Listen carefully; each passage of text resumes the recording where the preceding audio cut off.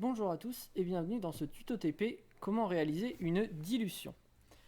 Le but de l'exercice d'aujourd'hui, c'est de diluer 10 fois une solution de sulfate de cuivre que j'ai déjà en ma possession. Alors, commençons par voir le matériel dont je vais avoir besoin pour faire cela. Je vais avoir besoin, évidemment, de la solution de sulfate de cuivre que je veux diluer. Je vais également avoir besoin d'un second bécher. Je vais avoir besoin d'une pipette graduée, pipette jaugée. Cette pipette jaugée là est un volume de 10 ml. Je vais avoir besoin d'une propipette et je vais avoir besoin d'une fiole jaugée.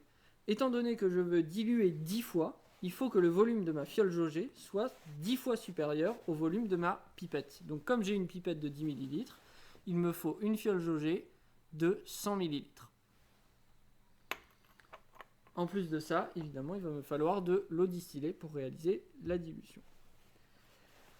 Donc la propipette, comment est-ce que ça fonctionne? C'est une boule avec différents boutons dessus. J'ai ici au départ le bouton en haut, le bouton A, qui va me servir à vider la propipette pour pouvoir aspirer. Ensuite, j'ai le bouton S ici qui va me permettre de remplir ma pipette. Et le bouton E qui va me permettre de vider ma pipette. Donc, j'emmanche la propipette sur la pipette sans appuyer. Il suffit simplement que le bas de la propipette arrive au niveau de la marque rouge ici. Ça suffit, pas besoin d'appuyer plus fort. On constate bien que sur ma pipette jaugée, j'ai un trait de jauge ici. Je dois remplir ma pipette jaugée jusqu'au trait de jauge. Donc, je mets mon bécher ici et je vais remplir ma pipette. Donc j'appuie sur le bouton S pour remplir. Je maintiens bien en bas pour pas que ça tombe. Et je prélève toujours dans un bécher. Ma solution, il faut qu'elle soit dans un bécher. Comme ma pipette jaugée, je ne sais pas ce qu'elle a servi à pipeter juste avant. Ça se trouve, il reste du produit précédent dans ma pipette. Donc je vais, avant de la vider, je vais la remplir en partie. Je vais faire circuler un petit peu ma solution dans la pipette. Et vider la pipette dans le récipient poubelle adapté.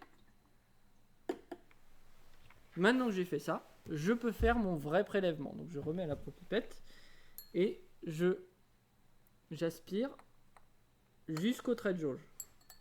Je fais bien attention à ne pas remplir jusque trop haut, parce que s'il y a du produit qui rentre dans ma propipette, elle est fichue. Donc je me mets au niveau du trait de jauge et je remplis petit à petit. Si j'en ai mis un peu trop, c'est pas grave, je vide.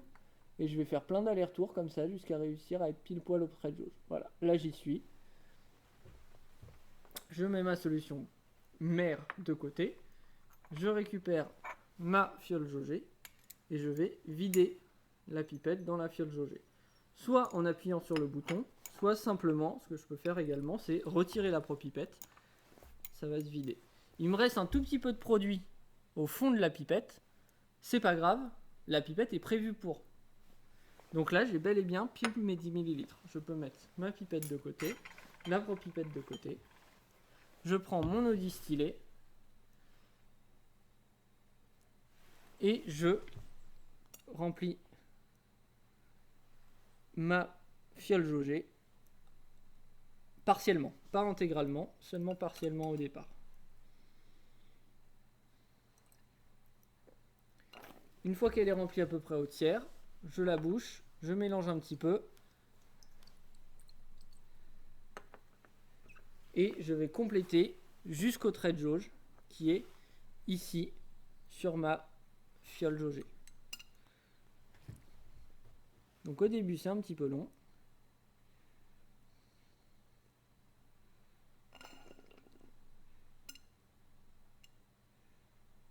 Et plus on va approcher du col de la fiole jaugée, plus ça va se remplir vite. Donc plus il faut faire attention.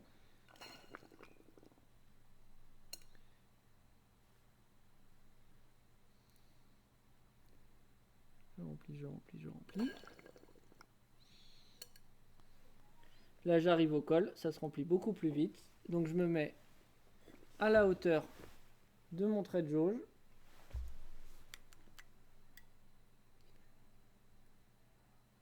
Et il ne faut surtout pas dépasser le trait de jauge. Il faut bien que le ménisque là, qui est la courbe qui se forme dans ma solution, le bas de ce ménisque soit au niveau de mon trait de jauge. Si je dépasse, il faut que je recommence tout. Donc je fais très attention.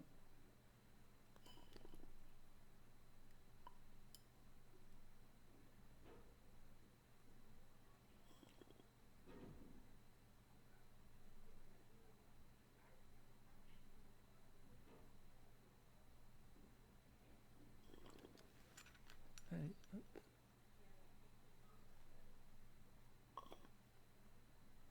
Voilà, parfait. Là j'ai bien le bas du ménisque qui est au niveau de mon trait de jauge. Je bouge de nouveau ma solution. J'agite un peu. Et je n'ai plus qu'à la transférer dans un bécher propre.